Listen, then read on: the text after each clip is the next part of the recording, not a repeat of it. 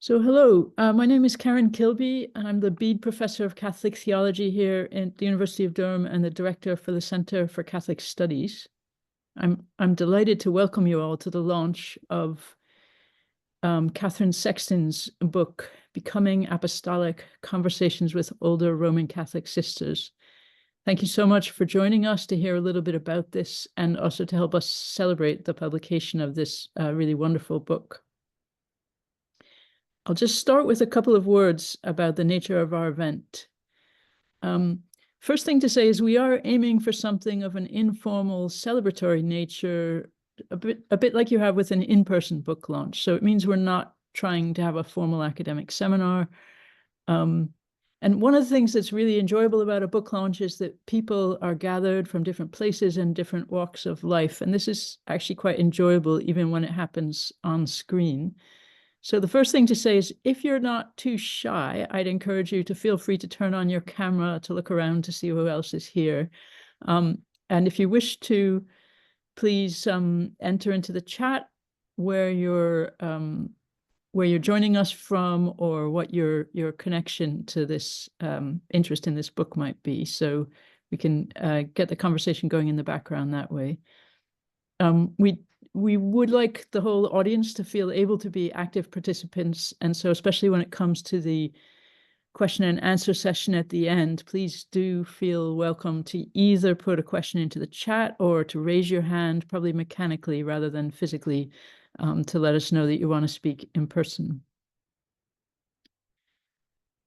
So the plan for this evening is that I'll begin by introducing Catherine Sexton and asking her a few questions about her book, just to get a little initial sense of what it's about. And then I will invite our two respondents to offer their thoughts. Clare Watkins will offer the first response. She's currently a professor in both Roehampton University and with us here in Durham. And she's a leading scholar in the field of theological action research and in ecclesiology. The second response will come from Sister Jo Robson, OCD. Sister Jo began life in clinical research before entering Carmelite life, and she now, among many other things, teaches and publishes on Carmelite theology and spirituality. I'm really grateful to you both for joining us. So after those responses, we might let Catherine respond a little bit to their questions, and then there'll be time for general question and answer. We'll expect to close the formal part of our proceedings around 6:30. If Catherine is free to stay around afterwards, there might be a further 10 minutes of informal chat for people who want to hang around, but formally we should be done in an hour. So let me begin by introducing Dr. Catherine Sexton herself. Catherine is an Honorary Fellow in our Department of Theology and Religion here in Durham and also a visiting lecturer at the Margaret Beaufort Institute in Cambridge. And she was based at the Margaret Beaufort Institute when she completed her PhD in theology in 2018. Before the PhD, Catherine has had a wide-ranging career, including working for VSO, for the Jesuit Refugee Service, and for CAFOD, where she spent 4 of her 8 years as head of international programs. Since the 2018 PhD, Catherine has been equally busy. I won't try to cover everything in her post-PhD life any more than I covered everything in her pre-PhD life, but I'll just mention the 2 of the major projects through which I myself have got to know her.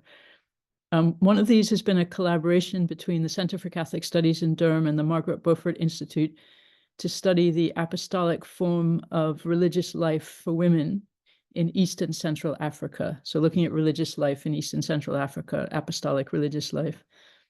And then a second, somewhat different project has been on the Boundary Breaking Project, where Catherine was a key researcher looking into the theological and cultural implications of the sex abuse crisis in the Catholic Church in England and Wales. So there's been various other projects, but for me, it's been a great joy and a great education to get to know Catherine through those 2 ones.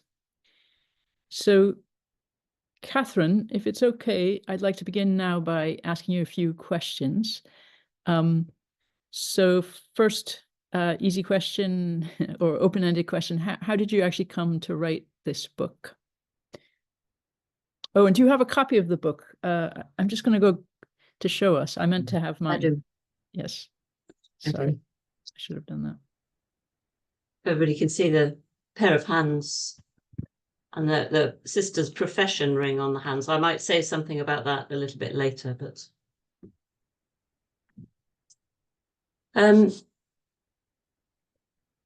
okay, yeah. So I suppose there are three elements to the story, really, or three things that really intrigued me once I started to look into this whole area of work. And the first was in a previous piece of work I was doing as working as an independent consultant, really, and facilitator with a congregation of sisters who.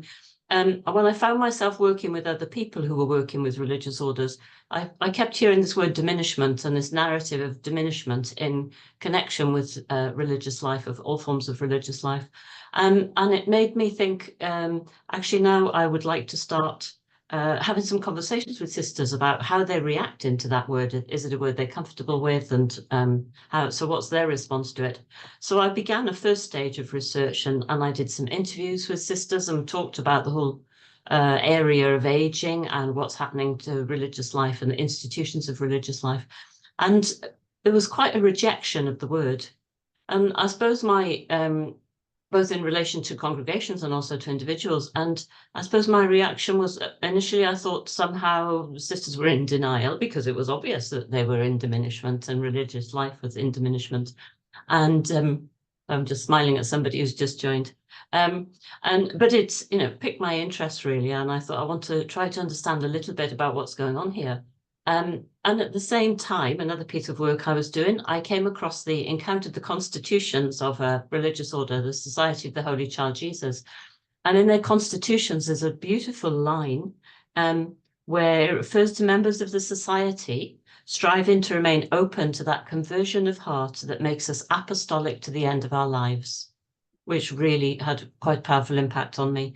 And then a third thing that happened around the same time, again in my reading, was a piece by James Sweeney, and he was talking about the revitalization of the apostolic or active form of religious life, and said that in that it was necessary to explore the apostolic impulse and the meaning of the apostolic impulse.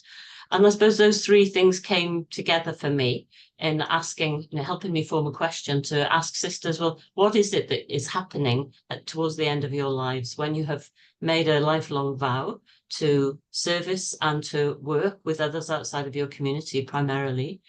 What happens? How do you understand your vocation to that form of life when you're no longer able to be in active service? So that's really my area of interest, my question that I wanted to dig away at. Right. Thank you. Yeah, that's really clear and interesting. So how did you go about doing it without, and which congregations did you work with to do this work?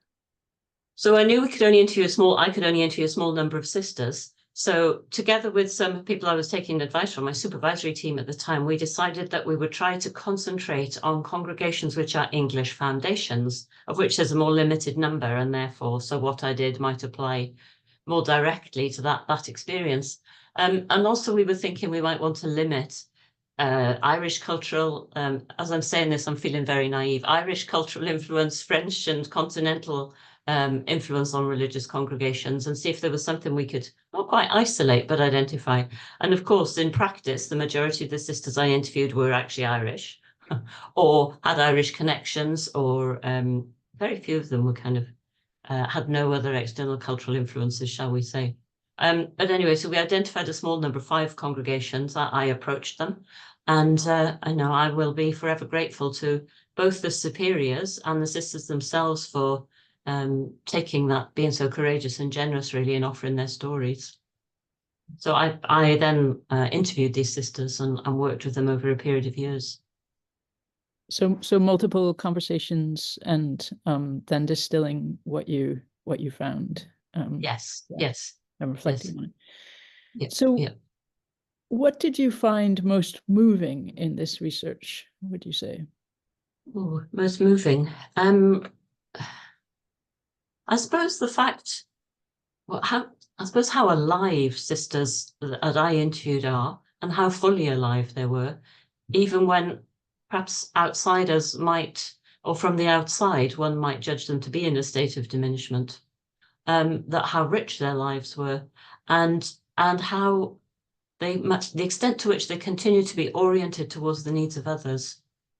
And although I didn't look at suffering per se in the area of suffering, and obviously the sisters with whom I engaged were still relatively active and healthy, I think we had conversations about their understanding of how can you continue to be apostolic, to put the needs and of others before your own in a situation when you are in pain, you're suffering, and even you are on the very close to death. So we did have those conversations, and in fact, half of the sisters that I worked with have since died or gone to God, as they might say themselves.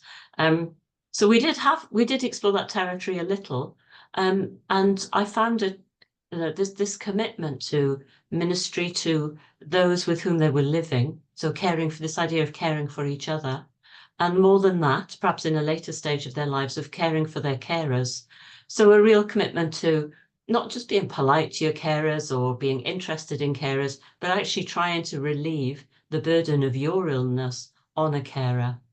And I found that extremely moving, actually, when I think of some of the conversations I had with sisters around talking about, I try to make myself easier to lift, and easier to move. And I know that this particular carer has problems at the moment with her children, or, they were very aware of the needs of those people. And even though their world and their influence had shrunk to in physical terms, I felt that the depth of their commitment and the orientation to others was still very strong. Thank you. There was a question in the chat about whether, just to go back to my previous, how did you do it? Was it just one interview per sister, or would there be more? No, I did 2 interviews with sisters, and then in the and actually what I did was I wrote up notes for them about my initial findings, I suppose some of the initial conclusions I was coming to, and I took those back to them and asked them what they thought about it, so that it became something of a conversation, really, and not just one way. So you yourself are not in religious life. So someone who's not in religious life, what challenges did you find, if any, in writing about it? And then how has your writing, paying attention to it, been received in turn by the religious that you worked with?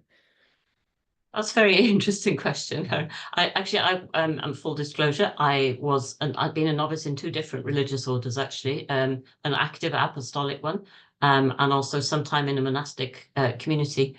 And so when I began this, I regarded myself almost, not quite, I'm not quite as naive as to think of myself as an insider, but I thought myself as a sort of half, 1 foot in, 1 foot out.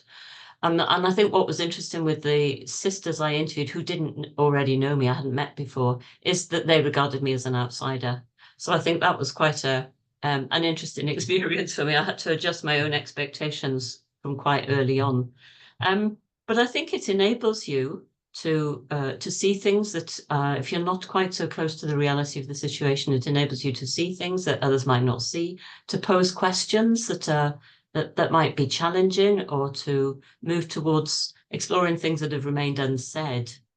So I think that actually in the end was quite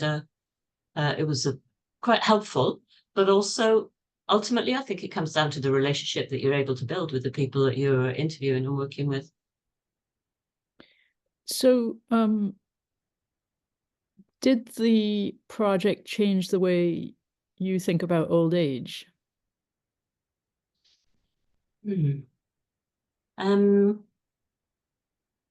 So quite early on, it might have been the first interview that I did with a sister, or the second one, somebody who was quite plain speaking to me. She almost interrupted me in the middle of the interview and said to me, "You can't spiritualize away old age, you know."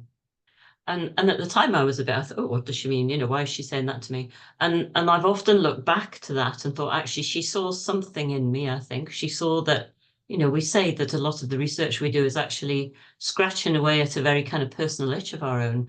And I think I may have been at some level looking for some sort of spiritual answer to how do you survive old age? How do you flourish in old age? So I thought that was quite a good lesson for me, really. But I think I wouldn't say I've necessarily been more realistic about it, but I think I've seen more hope in it. I've seen more love in old age. And I've seen the possibilities of continuing to love, of continuing to grow spiritually and morally, in moral terms very much, with this keeping this needs of others in your sight. I think I found that very powerful. And that has given me hope.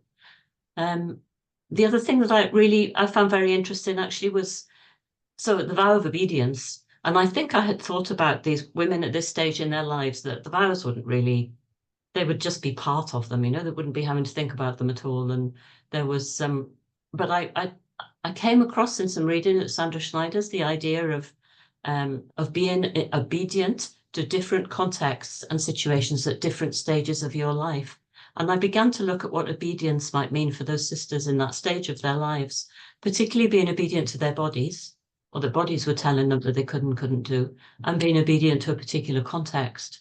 And there was one sister who moved into a care home in between the first and second interviews, actually. And I think I really saw in her the experience of being obedient to something that was really quite challenging, but the richness that she was able to derive from that, to identify and talk about in that process. And she talked about the joys of having a three-wheeler that she'd never wanted to have, and what a wheelchair could offer you, and the advantages that you could get closer to pictures in an exhibition and this sort of thing. So that there were things that she had gained from the experience, and I found that very helpful. And a final question, kind of opening it out. Do you think that the religious have something to teach? Maybe you've already answered this, whether they have something to teach the wider church and society about old age. I do. I think some of the points I've already mentioned. There's an emphasis in religious life on total self-gift, and I think that's quite a lot to demand of most of us. So there's a bar set high in some ways, I suppose, that you couldn't necessarily ask people to emulate. But I think they do offer quite, especially at the moment, a very special witness through the emphasis that's placed on the care for each other and the caring of our own, I suppose, on the value that they see in each individual life right up until the end of that person's life. And I think that's a value that we have lost and is very rarely found in society now in terms of the way we treat older people. And I think that, yes, this idea that you can continue to grow until the end of your life is a very important lesson for us. And the idea of relinquishment, of being called to give things up, because that's the reality of the situation. And that doesn't necessarily mean that you lose everything. In the relinquishing of some things, there are other things to be gained. I think those are very important lessons for us, and probably quite difficult to learn. Okay, thanks very much, Catherine. You now get to rest a little bit and listen to others go out the book. So I'm going to hand the floor to Clare Watkins to do the first response. So thank you very much for joining us, Clare. Thanks, Karen. And first of all, I just want to say congratulations, Catherine, on this really beautiful book. It's such a careful, thoughtful piece of writing. And I think it makes a significant contribution in the field of practice-engaged theology. And actually, I think it probably makes a contribution beyond that. And Karen's begun to touch on that, particularly in that last question. And I want to say a little bit more about that in a minute or two. I read this with great pleasure, and that's you can't say that about every academic book, that it's pleasurable, but it was pleasurable, and for which I'm grateful. And I think there's a lot here, and even in the stories you've just been telling, that will stay with me in my own thinking. So thank you, first of all. I suppose I was aware, as I read this in a new way, that whatever we read, we do that reading in a way that's shaped by our own position. We talk a lot about positionality, I suppose, in practical theology, our position in relation to the text. There are contexts, there are assumptions, there are perspectives that both cohere with what we're reading, but also are at odds with it. And I expected, I think, probably to be more at odds with what I read than I was in practice. Because reading this book, I was aware of a flux of both common ground and strangeness coming and going. As a professional theologian who works in practice-engaged theology such as this, and particularly in qualitative research, I came to this work with a kind of methodological, critical interest. I'll say something about that.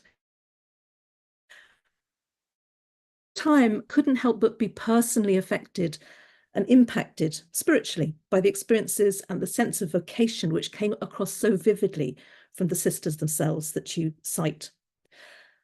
I have things in common with them. I'm also a Catholic woman. At the same time, the vocation has not been in a vowed religious life, but through marriage and family life. I share with them nonetheless something of the tensions around balancing being and doing, a call to a life of prayer, and also a call to a professional life. I love the way they talked about the importance of being useful. I don't know how useful academic theologians are, but I certainly have hoped to be useful in my professional life as well.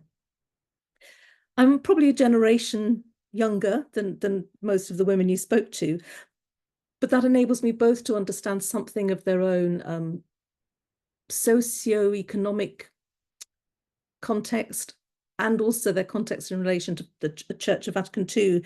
But at the same time, being born a bit later, I think I've been formed rather differently by those same realities. I was also aware, and this is an interesting point given the kind of English foundations, that I felt these were very Irish voices, and that might be something that'd be interesting to kind of reflect on. I'm a thoroughly English Catholic, nothing Irish about me at all, parent of converts, and I kept thinking, how could a lot of these stories felt like they were embedded in a certain kind of cultural Catholicism that I've never known, and actually we're probably seeing less and less even in Ireland itself. I'm going to pick up on some of these questions around vocation and the similarity, the resonances I felt with these women. But I first of all want to offer a thought about the way in which you went about the work in the research for this book, the methods, the methodology. I think one of the most challenging things for any theologian who's working with qualitative research is how we read the resulting data. What do we do with it? How do we understand its theological authority and its voice? Now, I'm somebody who fairly publicly and determinedly has rejected more analytical coding approaches to data in favor of a more communal discerning reading through conversation and reflection.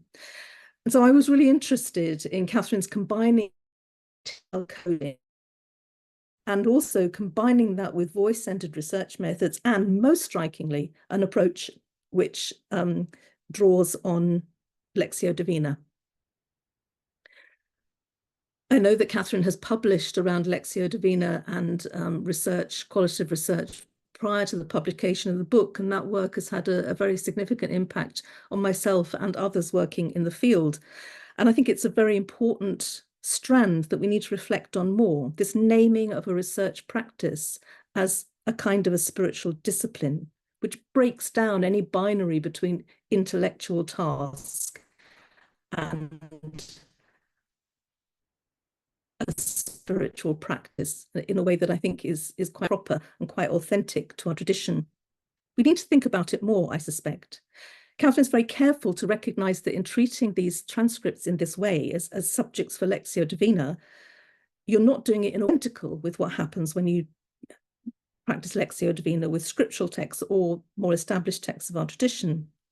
But it'd be interesting to tease out what the distinctives here are. So these women's stories are not Holy Writ in the way that scripture is, but they are accounts with their proper authority. They have a proper grace. What does it mean to discern God's revelation in these stories with all their provisionality, their particularity, their partiality, their yet to be discernedness? In wholeheartedly welcoming this integration of the spiritual and intellectual in research, and suggesting that developing this thinking might lead us into refreshing and renewed ways of practice engagement in theology, I still find myself wondering why detailed coding was used as a method alongside voice-centered research and Lectio Divina. I wonder what additional insights are given us by such coding. And I also wonder whether there are certain negative impacts of coding in the way that it actually began to fragment the sister stories, to actually almost regiment them, bring them together in ways which are actually fragmenting of their stories themselves. This is a normal practice, of course, in the writing up of any qualitative research in theology, and it's one that I do myself. But I wonder, reflecting on this, what it would look like if we were more courageous and radical in our treatment of data. These things which have been gifted to us from our participants, and allowed much more of the story, the narrative, the messiness, and the particularity to have a greater visibility, which this would mean being resistant to the oddly analytical approach to language and conversation, which is encouraged by coding. Claire, could I jump in and challenge you to give just a 2-sentence rendering for non-specialists of what coding is? Sorry, yes. As I was listening to Catherine, I was thinking, I wonder if I've actually gone in too heavy on the methodology. Clearly have. No, it's not too much. It's just a tiny explanation for people who don't know what coding is. Would be good. So coding, and Catherine's book describes it very well, is a method whereby you go through transcripts across a tranche of transcripts. You identify themes that keep emerging and re-emerging. You cluster them around kind of key codes, and then arrange the material sort of under these headings that have emerged from the data. So it's in principle an inductive way of seeing what the main themes That's great. are. That's very clear. Thank you. Yeah. Just one thing before leaving the methodological, a small thing, and it's not really a comment so much on what Catherine's doing here, but it leads on from these reflections for me. It's something that's been niggling away in my own work recently. As I was reading the book, and these beautiful voices of these women, you must have felt the same. I sort of fell in love with these women in the book. I had to keep reminding myself that the quotes I was reading would be spoken by women in their 80s and 90s. And it's very difficult to see that in a text. I think we automatically read text as a kind of vigorous, fresh, youthful, energetic, or maybe we don't, but we tend not to give it accents. We tend not to give it a kind of personal feel. I've recently been involved in a piece of research where we did listen to conversations rather than read the transcripts. I was just very aware of the difference that makes. Lectio Divina as a method, of course, depends on reading it, save as a text. And, we write and we read. That's part of what we do. If you're going to write a book about research, there is no way around that. But I still think it's worth reflecting. What would it be like if we heard these women's voices rather than read them and made texts out of what they were saying? There's something about hearing the wholeness of a person and their witness that remains a real challenge for any practice-engaged theology which wishes to be holistic and authentic in its approach to the particularity and distinctiveness of these real women's lives. So for all these interesting, to me, questions of methods and methodology, I can't speak about your book, Catherine, without reflecting on the ways in which it contributes constructively to significant theological themes. It would be easy for me to see a book on religious life of active congregations of women and to see it as having little to say to me and my theological commitments, commitments to theologies of laity, church, Holy Spirit, and mission. Yet that assumption would be quite wrong. The embodied theology that these women's lives actually testify to speaks profoundly into a number of fundamental questions and challenges for our church today. And in your last bit of your conversation with Karen, I think those began to emerge. For me, these are particularly the nature of vocation and the meaning of what it is to live a holy life. There is here an eschatological significance of the ordinary and the quotidian that needs to be really centered for our church's life into the future. And it's this that is the basis of understanding what being a missionary disciple in Pope Francis's language most commonly looks like. Something hidden, something ordinary, and something full of grace.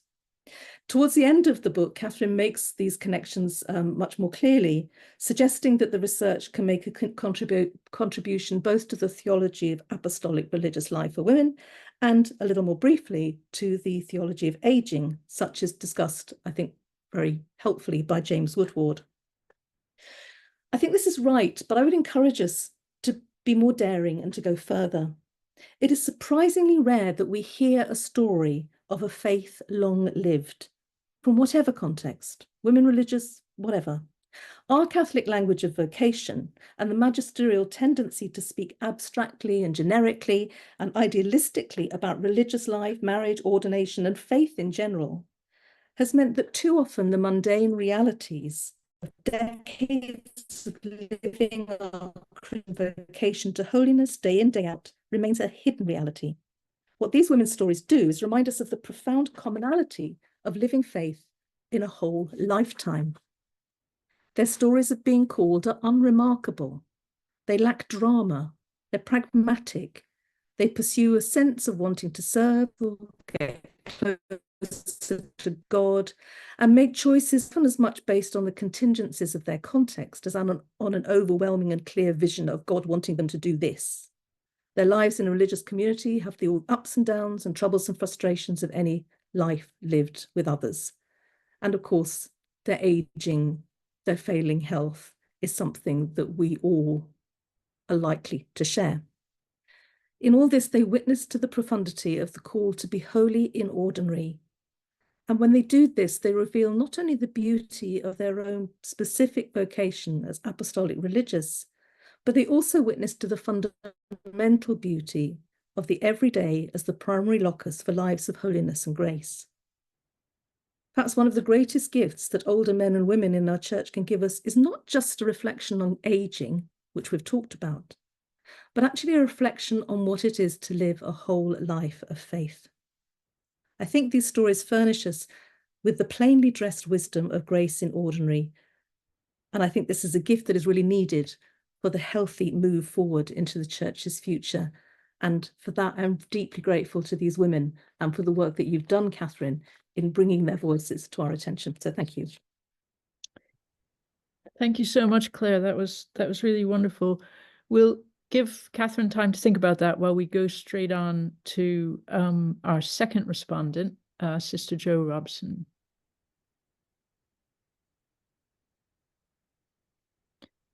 Sister Jo, you're muted at the moment. Sorry. So thank you, Karen, and thank you for the invitation to be part of the launch of this really exciting and important study. I think I should begin by thanking and congratulating Catherine on a work which was not only a gripping and enjoyable read, but one which stimulated so much thought and reflection, and which seems to hold such potential to influence future research and thinking. I'd like to focus my comments this evening on the significance of Catherine's study for the ongoing task of developing an authentic theology of religious life, a task that has occupied and frustrated so many for so long. Claire, in her response to the study, has already addressed some of the important issues surrounding the methodology that Catherine uses in her study. What strikes me particularly is that this is a rare, if not unique, attempt to write a theology of religious life which begins from the bottom up. In other words, it's a study which starts with the lived experience of religious rather than a preset theology or a theory or a vision.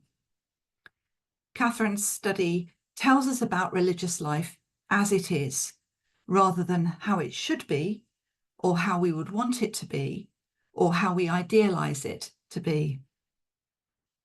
I have to confess that as a religious myself, this sometimes made the study quite a painful read, as some of the vulnerabilities of religious life are laid out, vulnerabilities which those of us who live it are all too familiar with.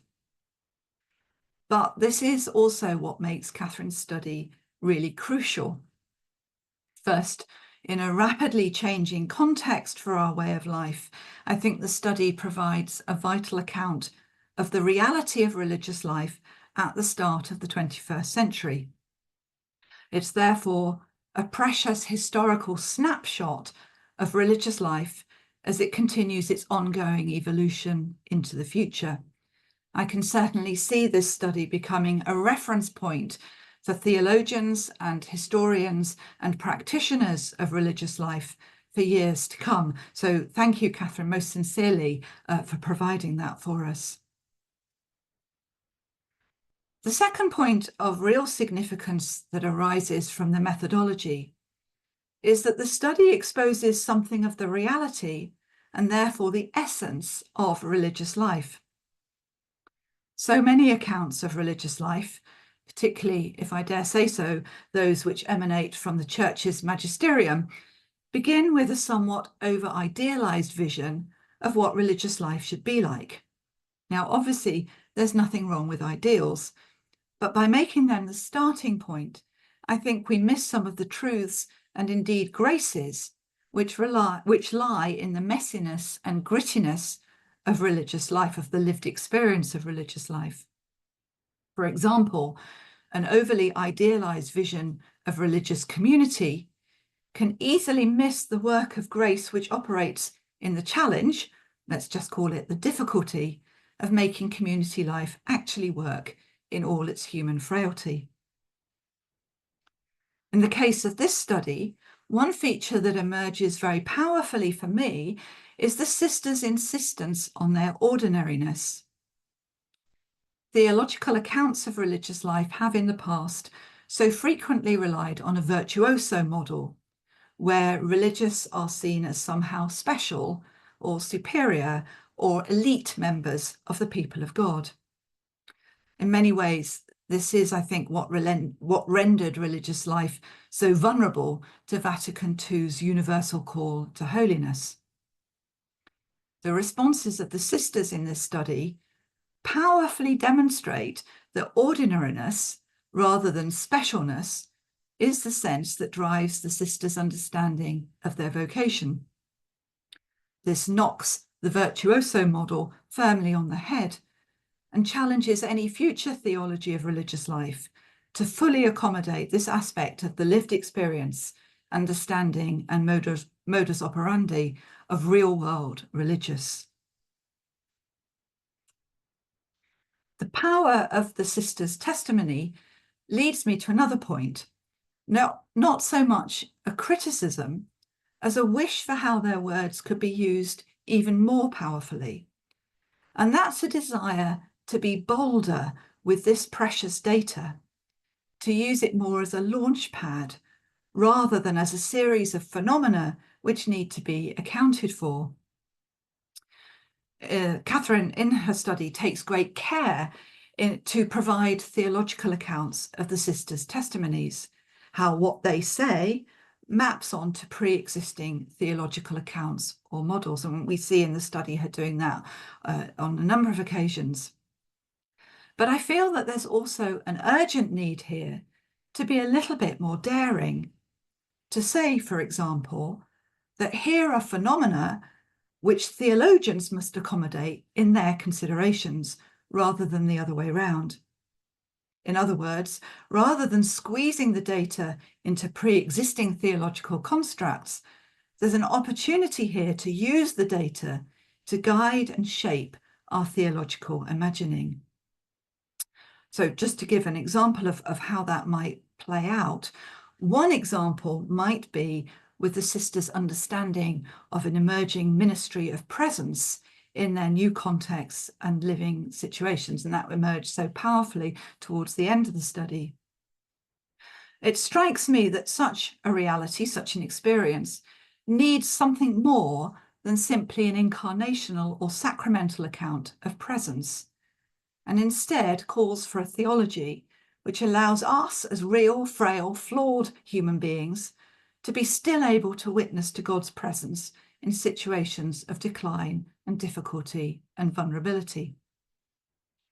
By witnessing to my faith in God's love for me in my sinfulness and his power to use me in all my weakness, I testify to another dimension of God's transforming presence, which doesn't rely on my own ability, effort, or perfection. So in other words, I think what I'm saying here is I see there's a task of using this data to guide theology rather than simply being explained by it. I think my final comment about this study, Clare has already spoken about the sort of our own personal hermeneutic that we bring to these texts. And this, I think, obviously arises from my personal reading of Catherine's study as a contemplative rather than an apostolic sister. But it also touches on one of the limitations I see in theologies of religious life. And that's this false binary or awkward disconnect between accounts of apostolic and contemplative or monastic religious life. If we want to generate a truly authentic theology of religious life, then it needs to take a holistic approach to be able to provide an integrated and coherent account of religious life in all its varied forms and expressions. And here again, I think the testimonies coming from the sisters in Catherine's study offer some real opportunities. For example, it struck me as I read the study that there are significant resources in the contemplative tradition which could help to illumine some of the sisters' experiences. So going back to that earlier point surrounding ordinariness, the monastic tradition, where we never do anything but the ordinary, offers some rich resources in terms of understanding daily life and mundane activities as places of grace and blessedness. Saint Therese of Lisieux's Little Way might be one such example. Similarly, Edith Stein's spirituality of solidarity superbly bridges both the mystical or contemplative practice of presence, as well as being lived out practically by her in the harsh reality of the concentration camp. Finally, it strikes me that some of the pre-modern theologies of God's indwelling allow for the turn to the self, which Catherine again touches on in the study, without the concomitant dangers of individualism and without conceding any ground at all to modern understandings of selfhood and autonomy. Teresa of Avila's insistence on the inward turn, based so firmly on Augustinian interiority, would be one such example. I'm conscious there that I've used 3 examples from Carmelite spirituality, and that's certainly not to suggest that Carmelites, or indeed contemplatives more broadly, have all the answers, but to point out that the challenges which confront Catherine's apostolic sisters are common to all forms of religious life, and that will produce a more authentic and compelling theology of religious life if we can overcome some of the false binaries which have so far hampered so significantly the process. Thank you. Thank you so much, Sister Jo. Yeah, thank you so much, Sister Jo. That was 2 rich and challenging and helpful appreciations with interesting questions. So before we go to a general Q&A, I'd like to give Catherine a chance to respond for a couple of minutes, if you wish to, Catherine. Thank you, Karen. As you say, there are 2 responses that are so rich and wide-ranging that really we don't have time to engage with much of that at the moment. But I'm deeply grateful both to Jo and to Clare for the perspectives they've offered, and also some of the challenges that they've offered as well. So I quite like time with each of them to talk about these issues in more depth. Obviously, I thought it was very interesting that they both picked up on the challenges that sisters I've identified in the book as facing sisters in relation to the ordinary, or what I call the ordinary, what Clare calls inordinary, and wanting to be ordinary in ordinary settings. And I've wrestled with this quite a lot from other pieces of work and other conversations I've had with sisters about this desire to be seen as ordinary among ordinary people, because others of sisters have said to me, actually, if you want to be ordinary, you don't enter religious life. There's nothing ordinary about it. And yet, so I wondered if some of this had come out of, was a particular challenge in active apostolic congregations where they have come out of forms of monastic life that have been imposed on them, and they've broken out of that. They've rediscovered themselves and the true character of the congregation and charism as one that is not monastic or even semi-monastic, and therefore the journey, if you like, to uncover their true context and locus for them is ongoing. And I think with some sisters I know quite closely at the moment, I think where they've come to be is that they want to be among ordinary people. They have to be as themselves, as religious among ordinary people, and that's where we've come to settle places for the moment. So I think that's an ongoing struggle and journey for apostolic life, very much actually. And I would not like to say, well, I'd like to recognize that I think most of the sisters I've worked with recognize many of the resources in contemplative traditions and perhaps draw on them. So what they said to me was they came to draw on them later in life when they had more time. Whereas actually, you know, your struggles at earlier stage of apostolic religious life are all about balance and finding balance, which is when you most need those resources in a way and least have time. The other thing I thought is interesting from both is you both presented me with a challenge of how this material could be used more deeply, more richly in different settings and heard. I suppose listening to Clare, I mean, obviously I don't want to sound defensive at all, but I thought I listened to those women. I listened to them for about a year. I listened to those voices so deeply. And actually you yearn, and I'm sure she's had this experience, you yearn to share your impressions and your listening of those voices with other people. And actually it's one of the kind of lonely ways of listening to this work, I suppose. But the various methods that I used, obviously they have limitations because I was working alone, not in a group, in conversation with others.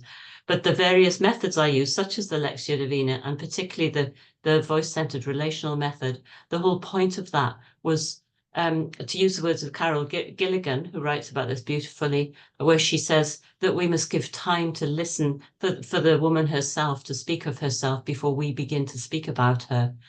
And I tried to build that in as much as was practically possible. I think if you work in, depends on the timescales that you're working to, but so I take both your challenges, and you know, the next thing I do, I'll be thinking differently about it. So thank you for the inspiration, I would say to both of you. Thank you very much. Okay, thank you very much. We're about to have some time for general Q&A, but I wonder if I could invite Gemma Simmons to give people a little time to think by starting off the conversation. Gemma has, it will be well known to many of you in this field, and I think it was Gemma who first suggested this, doing a PhD to Catherine, so we have a lot to thank her for Catherine's work. So Teresa, if you were able to spotlight Gemma, and Gemma, if you were able to unmute yourself, if you have anything you'd like to contribute. There we go. Thank you so much, Karen. And the first thing I want to say is fabulous, fabulous congratulations to Catherine. I'm so glad to have been proved hugely even righter than I ever thought I was, that you would do a really important and good piece of work. And it's a great, great read, as the others have said. And I suppose I'm hearing this from the perspective that I've just come back from the United States before Armageddon hit them, poor devils, where I was launching a book right at the other end of the scale of religious life, namely God's Call is Everywhere, which is looking at new religious vocations in religious life since the millennium. And I want to pick up on something you said at the very end there, Catherine, about this concept of ordinariness, because I mean, we do see in some of the newer religious who are coming, both male and female, who are coming into religious life, a somewhat, to my eyes anyway, kind of ostentatious celebration of the extraordinary, you know, the return to the habit in a, you know, I suspect they probably go to bed with it and go to the swimming pool in it, you know, as a sort of countermeasure to what some of them see in an ideological framework as the kind of the abandonment of the particularity of religious life.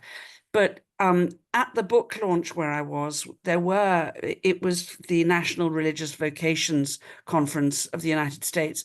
And so there were quite a lot of younger religious there who were very, very thoughtful and very serious about their not going back to the extraordinary, but of claiming the extraordinary, as it were, the things like the habit, which many of their confreres and sisters have not been wearing for decades. Because for them as a generation, the whole concept of identity is so important, particularly when they may be the only member of their family who's a believer, or the only member of their family who, or of their friendship group who is a believer. So I just wondered if you could imagine a conversation between the sisters you interviewed and these thoughtful newer religious who are trying to reclaim for their generation some of the more external signs and, as it were, extraordinary signs of religious life. I wonder what you think, you know, what kind of wisdom there might be that passed between both sides. Just a small question, Catherine. Sorry. Thank you very I much. was going to ask something tricky, didn't you? Yeah. So why I was so keen for you to come, Gemma. I'd like to say that they would want them to be free to discover what they're hearing, how they feel the Spirit is guiding, how they feel they're being called at the moment, and what they feel that is right for religious life at this time. Because I think most of the sisters I've had conversations with, although they might not agree with that necessarily, they understand. I think they've come through a long process of recognizing that what they had is not going to be replicated, and that what comes out now of religious life will be a new thing. It'll be born anew, and it will go where the Spirit takes it. And I think that from what I've seen, most women religious are now at a point where, you know, they do have great hope. They're being left with hope, rather than great regret and freedom, and that they would want to see that freedom in other younger women coming through and exploring. Amen. I know that's what you'd say, Gemma. It surely is. Get on your bike and cycle in your habit. Thank you. And it has to work its way through. Yeah. I would have thought. Yeah. But yeah, very interesting challenge.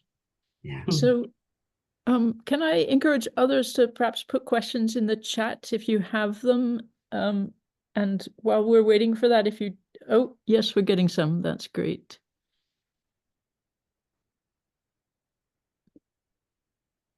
Where are they gone? So there's a question that Paul McNamara poses. I don't know whether he does it seriously or not, but I was thinking of something similar, which is the interesting point that that Clare makes about the difference between what we hear when we read a text and what you actually heard when you heard the voices. Whether Paul says, you know, maybe in the audible version, but we are getting to a technological point where we could start playing with this kind of research, I suppose, and actually let people hear the recordings. I'm not saying you should have done that, but do you think that would be a good thing? Oh, absolutely. If we can find our way. I mean, I know there are several archivists on here, and I can see Carmen Mannion and Paul Shaw from the PSMGs is here. And actually, I know that Carmen has wrestled with some of these issues, and that I am doing so at the moment in terms of thinking about depositing the voices in archives and where they can be most usefully heard, so that others may be able to do different things and other things with them. But I'm had the experience of walking through the Bar Convent Museum, where there was anyway a display where individual sisters, many of whom are now no longer with us, offer testimonies and talk about their lives. And I mean, it's if you knew the sisters, it feels quite a shocking experience in some ways, but it's also, you engage with them in a very different way, it's true. And I think when you've done the kind of work that I've done, and I know there are others on this call who are doing similar work, that deep, deep, deep engagement with those voices, with those women as individuals. I think I call them tall trees in my book, each individual, all these 12 tall trees that I then have to chunk and dissect and cut up. But your engagement with the whole woman, the whole person and her life and her narratives, it's a very painful stage to then move into the sort of chunking, and no matter how long you've put it off, because it's quite you have a lot of data and a short amount of time, and you have to work pragmatically with that data in some way. But I think it would be wonderful if we can find ways to deposit more of this material so that voices can be heard and worked with for future generations. So I know Carmen has done that with depositing recordings in the British Library, for example, so that they are available for others to work with. But thank you. Yes, great question, Paul. Thanks, Catherine. Maybe I saw in the original chat that at least one of your tall trees is with us. There's possibly more. Do any of the more than one? More than one. Would you don't have to, but would any of the interviewees like to have a word at this point? Say anything about the experience? No pressure.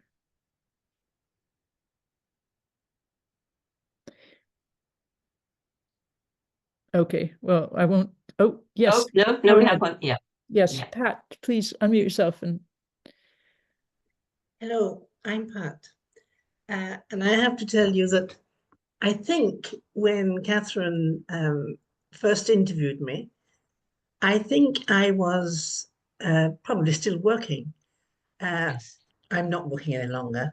I'm now 89, and I'm in the assisted living part of a care home. I'm still more or less mobile. I enjoyed working with Catherine. I thought it was wonderful. And my memory is not as good as it used to be, so I don't remember all that we talked about, or I don't even remember if I was still working there, but I think I probably was still working. When was it, Catherine? About 2015. You were still in Ilkley in the retreat house. I was still in Ilkley, yeah, okay. You were coming out of full-time, out of ministry. Yeah, that's right, yes. I then stayed on, that's right, 2015. I was about 8 then, yeah, and I was just about to, I was going to stay on as a presence. I wasn't going to take part in the active work. Yeah, so yes, it was kind of the first step, yeah. Yes. But it was a wonderful experience. I'm very glad I did it. And I'm really enjoying this book launch tonight. Lovely. Oh, I'm so pleased you were able to be here, Sister Pat. It's wonderful. Well, because I'm in the care home, I do have a bit more time. Thank you so much, Sister Pat. Thank you. Any other questions or comments? Carmen, thank you for the comment that, of course, you had permission for depositing recordings. Would you like to jump in at all with any thoughts on what you've heard, or anybody else?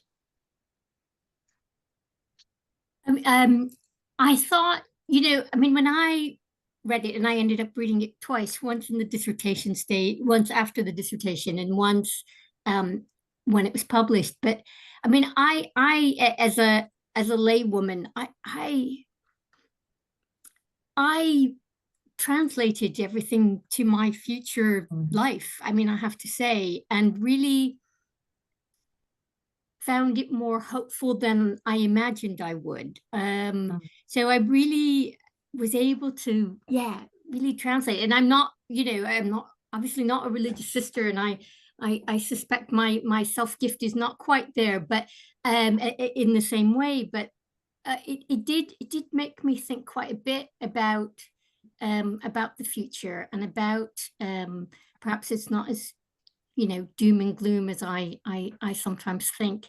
But the methodology, what I like, I've come to, I'm a historian, I'm not a theologian, and I found Catherine's work really accessible, and I really appreciated that, because it just we talk a lot about our writing being accessible as scholars, and I really found it very straightforward, and of course full of stories, which is what we like to we like to hear, and what kind of grabbed me anyways. So I really found it very moving. So thank you. Thank you, Carmen. Thank you very much.